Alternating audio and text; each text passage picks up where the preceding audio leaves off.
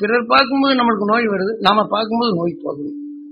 அந்த அளவுக்கு தியான வழி அன்பர்களுக்கு நீங்க பார்த்தாலும் நீங்க ஏதாவது ஒண்ணு சொன்னாலும் கூட அவங்க நோய் போகணும். அதான் இப்ப பெரும்பகுதி தியானவர்கள் சொன்னவங்க நல்லா ஆயிப்போச்சுங்க அப்படின்னு சொல்லுவாங்க. யதார்த்தமா இருக்கிறவங்க சொன்னவங்க நல்லா ஆயிப்போச்சுங்க அப்படின்னு. நிறைய பேர் அது மாதிரி சொல்றாங்க. நீங்க போங்க சாமி கிட்ட போங்க அப்படின்னு.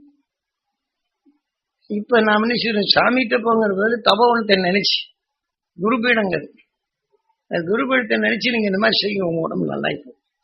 நீங்க இந்த மாதிரி செய்யுங்க, சக்தி கிடைக்கும். இந்த மாதிரி செய்யுங்க, உங்க தொழில் நல்லா இருக்கும். அந்த மாதிரி ஆர்வமா சொல்லியாச்சுன்னா அதை எடுக்கும்போது தபோவன தீர்ப்புக்கு வர்றாங்க. தபோவன தீர்ப்பு வர யாருமே போற்றுறது இல்லை. ஏன்னா அந்த குரு அருளோட போற்று. நான் எடுத்த பங்குக்கு நான் அடைகிறேன் நல்லது, மற்றவங்க எடுத்த அளவுக்கு அந்த பலன் அடைய முடியும். அதுதான் மாற்றி விட்டது. நான் எல்லாருக்கும் தயார் பண்ணணும்னு நினைச்சேன், அது முடியல. அந்த ஆசையில போகுது.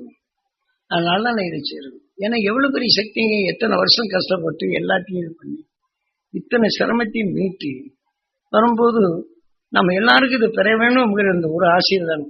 தபோவனம் வளரும்னு என்னால வளரலைங்க, ஒரு நாள் தான் வளருது. அவருடைய உணர்வு தான் வளர்ச்சிக்கான அத்தனை பேருக்கு சந்தர்ப்பம். அதுதான் நான் ஸ்ரீதனுக்கு எனக்கு எந்த பொருள் இருக்குங்க, நான் எதை தேடி வச்சிருக்கேன், ஒண்ணும் இல்லையா, அருளை தேடி வச்சிருக்கேன். இந்த அருளால என்ன செய்யறோம், நாம உங்களுக்கு நன்மை செய்யணும். ஆனா எல்லாருக்கும் பெற வேண்டிய ஆசை உங்கள தான் வரணும். சொல்றது அதைத்தான் இப்ப நாம் பெற செய்துட்டு இருக்கோம்.